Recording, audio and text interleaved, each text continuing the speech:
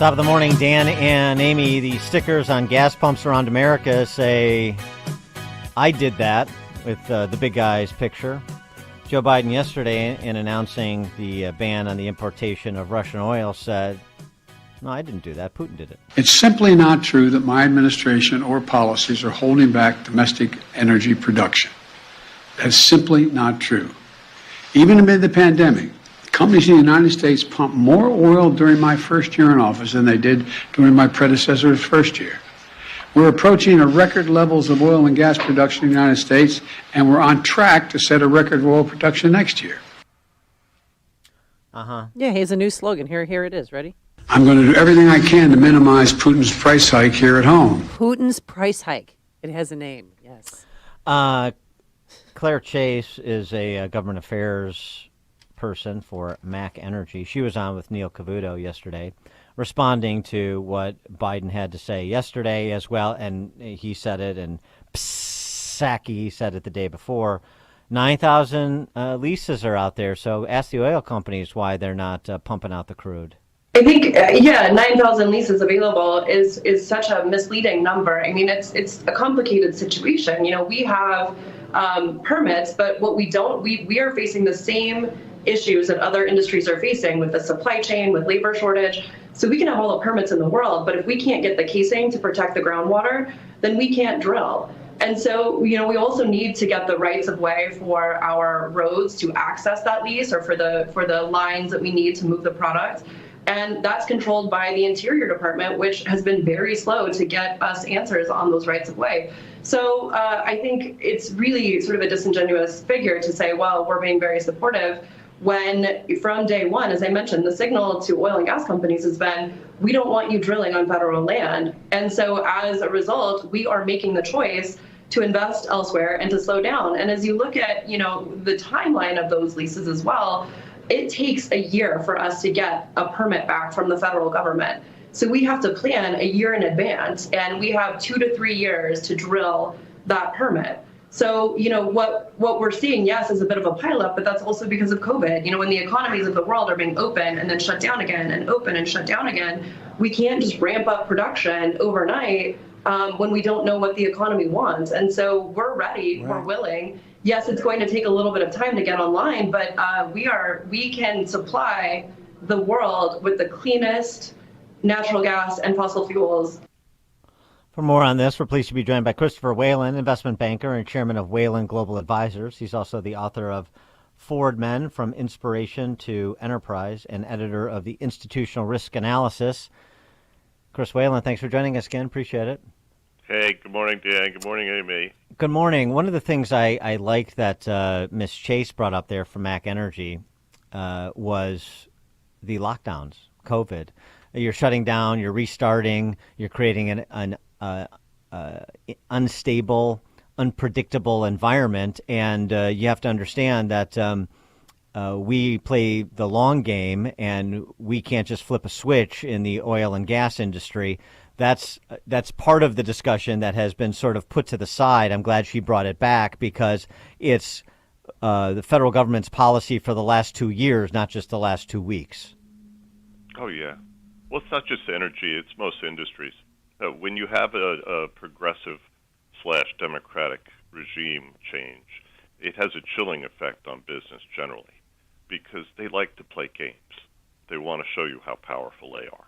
And you see this very much in housing with the mortgage lending industry and the Consumer Finance Protection Bureau, Elizabeth Warren's love child.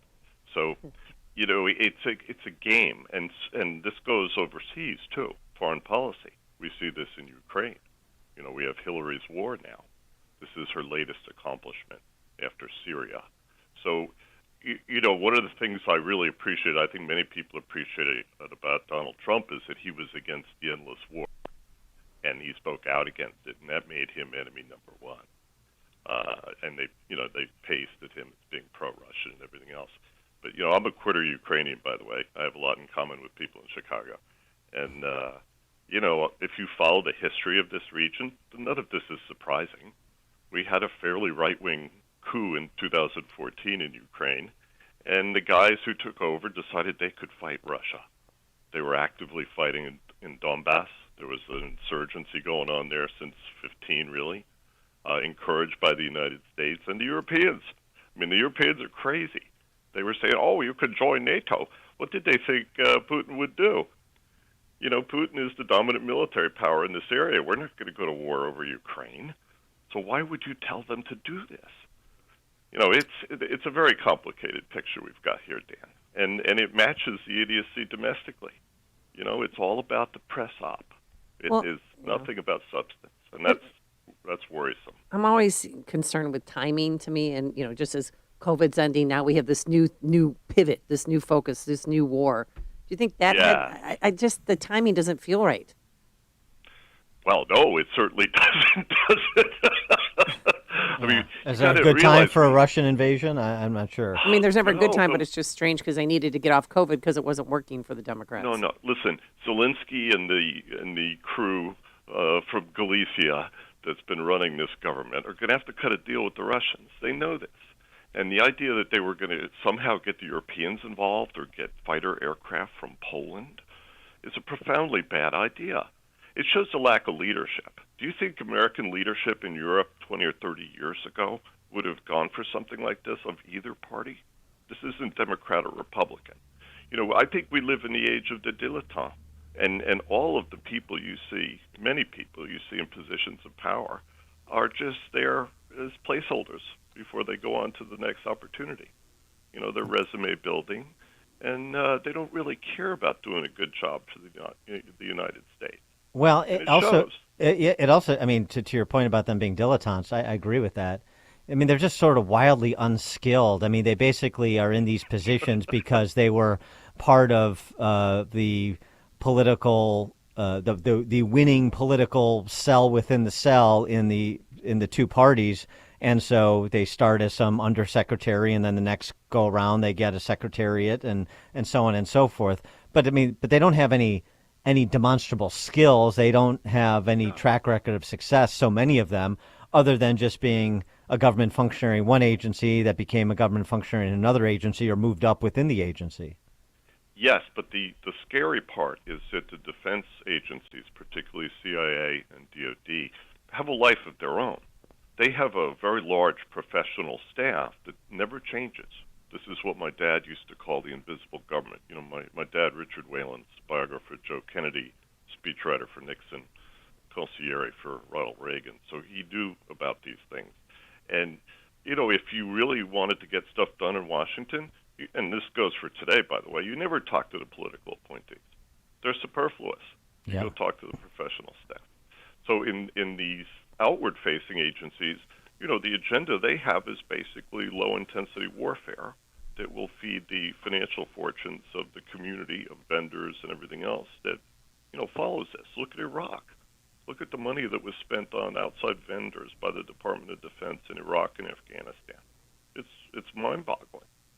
So, you know, when Trump talks about the continuous war, now we're going to see the economic effects. And ironically, Biden and Hillary are going to destroy a large part of their project. You know, like ESG, the environment, net zero in Europe. The Europeans are going to have to toss net zero. Oh, Jesus. They're not going to have food next year because they don't have fertilizer. There's a great piece in the Financial Times about this, by the way, that talks about how important this region is for wheat. It's a quarter of the wheat in the world. Right. So, you know, we have messed with something, going back to Amy's point. This is not a good time, Amy. No, and you know, with respect to Trump and the warnings that he offered, including at the UN, I mean, his speech at the UN, where he basically put it between the eyes of Western Europe, talking about Western Europe's dependency on Russian energy, saying Germany, if they went through with the Nord Stream pipeline, would be completely dependent on Russia. I mean, this was ridiculed by the D.C. press corps. Of course it was. And now, of course, it looks prescient. A lot of people knew it was prescient at the time. No, of course it was, because if you're a student of geopolitics, you know, I grew up with my dad and Jim Schlesinger and Bill Casey sitting in our front parlor drinking brandy, okay? Mm-hmm. And I would get to listen. And we had other family friends that were in the community. I worked for people at the Fed who were in the community too, by the way, which is an interesting story. And all of them understood that power had to be carefully managed when you have three major players, all of whom can destroy the world. The Chinese are assembling a nuclear arsenal now that's going to basically dwarf the U.S. plus Russia, okay? For no particular reason, because, you can't really use these things. But it's a symbol of power. And if you go starting wars with these people, even proxy wars, which is what we had going on in Ukraine, it can get very messy. And now it's going to be very messy. I think, look, the Europeans have already made their decision, to your point, on gas, right? When you have that kind of relationship and Putin can literally shut off half the gas going to Germany today, what do? France is not like that, by the way. Very different. The French have not gone down that road. But, the Germans have always had a strange love-hate relationship with the Russians, particularly in, Galicia and Prussia. The Russians don't like them. They really don't. And it probably thrills them, the idea that they can go clean out all of the insurgents in the Donbass and the other southern regions. Why should they tolerate them? Because the Ukrainians, believe me, they thought they could go into Russia. They were going to go retake Crimea. And only when you realize how crazy that is, and then realize U.S. officials and European officials were encouraging this thinking, that you understand how much trouble we're in. This is not good. I want to get your take on where Jay Powell currently sits ahead of that March 16th Fed meeting, where all the indications were that we were going to see the first bump in interest rates, but maybe in this environment that's not going to be possible. I mean, is there a good choice for him at present? Well, let me give you an example of people who work in your city and also in my business of mortgages. Imagine you're trying to hedge your interest rate risk this month.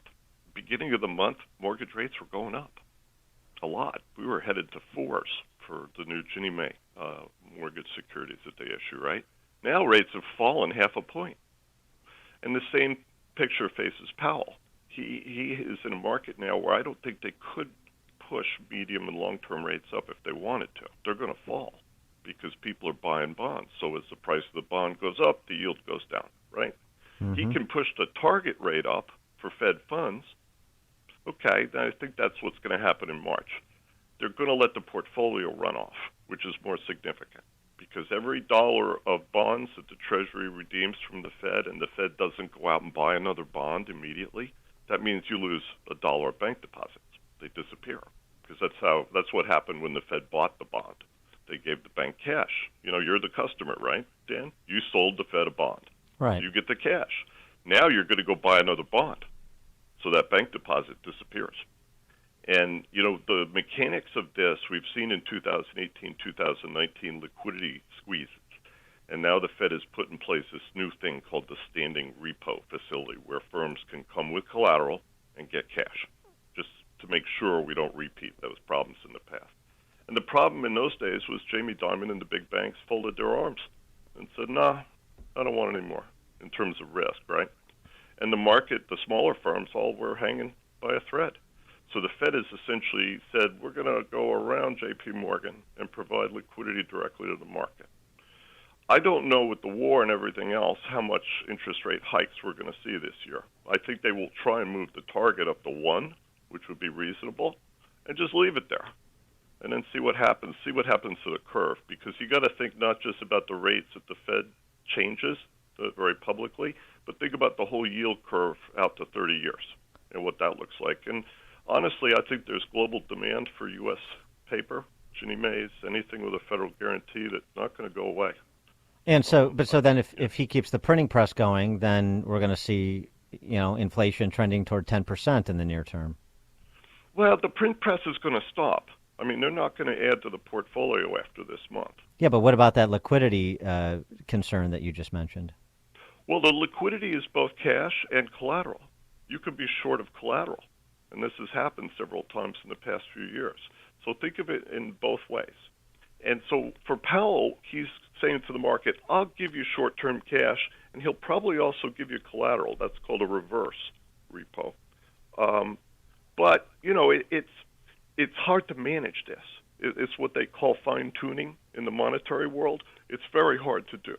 because the variables are so many and so imponderable. You don't know what the market's going to do tomorrow. And the You other don't thing, know. and the Yeah. other thing we don't know, I'm suggesting, is the fallout from the 2 years of COVIDian policy.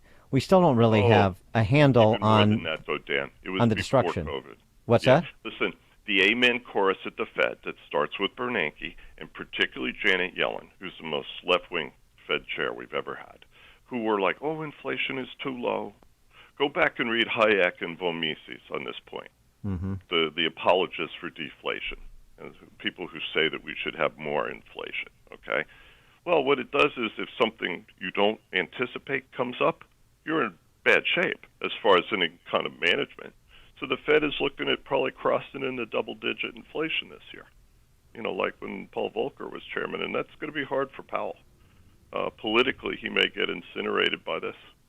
And, I think part of the reason that the Republicans were dragging their heels on Sarah Bloom Raskin is that they realize we have a board that is made up almost entirely of academic economists and policy wonks. There's nobody except the Reserve Bank presidents who understand finance. And this is a problem because we have a plumbing issue next couple of years, going back to Amy's point. And how you manage a change in policy after the COVID 2 years, to your point, is a very difficult question. Well, the other reason they're dragging Congress it. and the Fed were pumping money in. Yeah, but there's still right. municipalities and not-for-profit organizations out there who are sitting with cash that the government gave them that they didn't really need. A lot of my more honorable friends who took COVID loans to help their businesses ended up giving the money back. They took it to just stick it in their bank account to make sure that they could operate. But when they figured out what to do, they said, fine, and they gave it back, which is the right thing, obviously. But there's an enormous amount of liquidity still sloshing around out there, but it's tightening. The key thing to understand is once the Fed stops growing its book, and also the spending from Congress has fallen a lot, the deficit fell dramatically in the first quarter of the year. In fact, I think we were in surplus in January. So, the ebb and flow of policy, both from the Fed and the Congress, is a huge factor in all the volatility you see in this market. And rates are falling, guys, despite what the Fed is going to tell you. Rates are falling this month. He is Christopher Whalen, investment banker, chairman of Whalen Global Advisors, LLC, author of Fordmen, From Inspiration to Enterprise, and the editor for the Institutional Risk Analyst. Thanks, as always, Chris. Appreciate it. Hey, guys, be well. I'll talk to you soon. Thank you. And he joined us on our turnkey.pro answer line. This is Chicago's Morning Answer. Your show keeps me alive during the week. There's nobody I'd rather listen to between 5 and 9 in the morning than you guys. On AM 560, The Answer. There are some decisions in life that just flat out determine whether the day will be good or bad. And one of those Mount Everest decisions for me is which ice cream to choose. How is a mere human able to walk into a tasty ice cream shop and